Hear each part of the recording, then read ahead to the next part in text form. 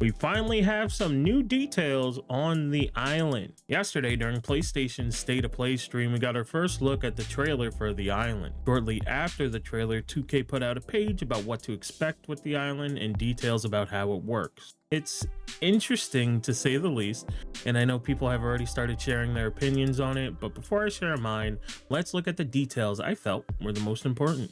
Starting out, as theorized by many, I'm sure, who have played NBA 2K in the last few years, yes, the island is very similar to NBA 2K's City for their My Career mode. The island is an online hub where you and 49 other people will be able to walk around and explore 4 different themed districts. Now, they don't really go into much detail about the themed districts.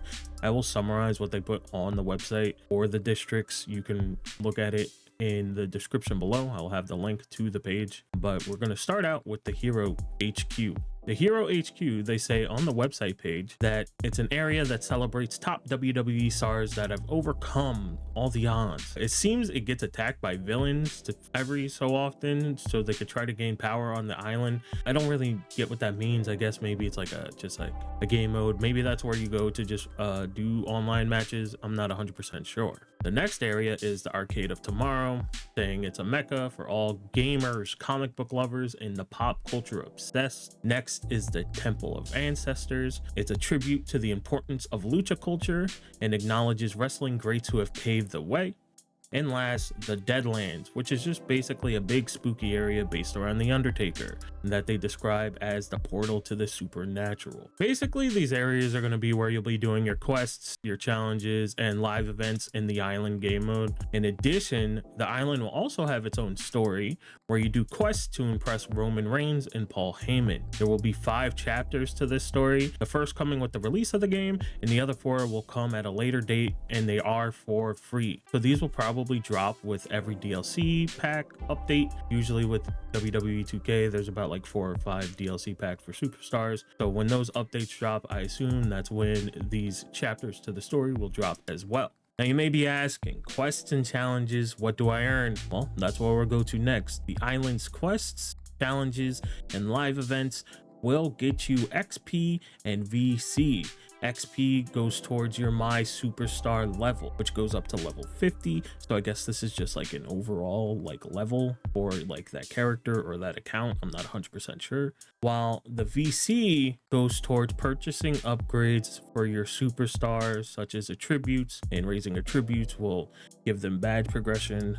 So yes, it seems like in this mode, just like NBA 2K, you'll be using VC to upgrade your superstar. Since the island is also online and there will be people around, you can play against other players and other people, your friends as well. And there will be a rank system within the island that goes from bronze, silver, gold, platinum, all the way to diamond as the highest rank. So for those who like to play online, there's something to grind for, something for you to do. I'm sure there will be rewards tied to that as well. Well, now, as I mentioned before, you can use VC to upgrade your character, but you can also use VC to buy from multiple shops within the island. Now, there are a bunch of shops on the island, it seems, and there are some name brands coming to the island, such as Jordan, Puma, Nike, and is shown in the screenshot used for this. Mischief, look at them boots, the big red boots.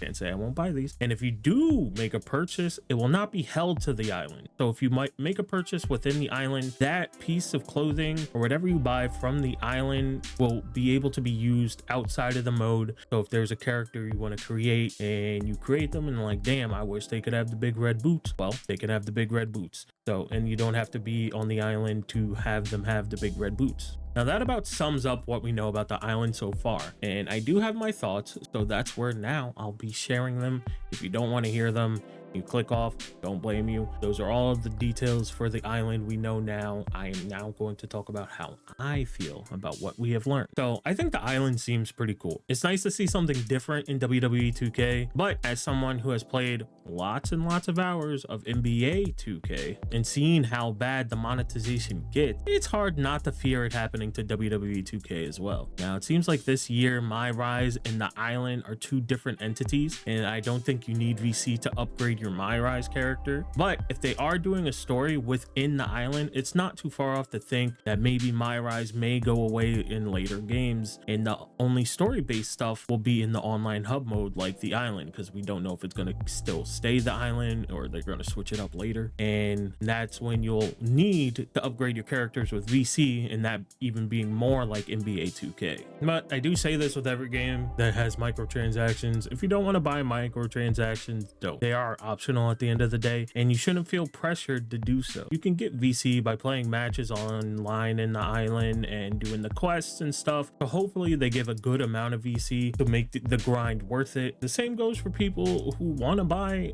microtransactions. If you like the systems and you like the game and want to spend the money on some big red boots, it's your money, who cares? Do what you want. All in all, I just hope they're able to manage the monetization and the progression well within the mode if they do plan to keep it.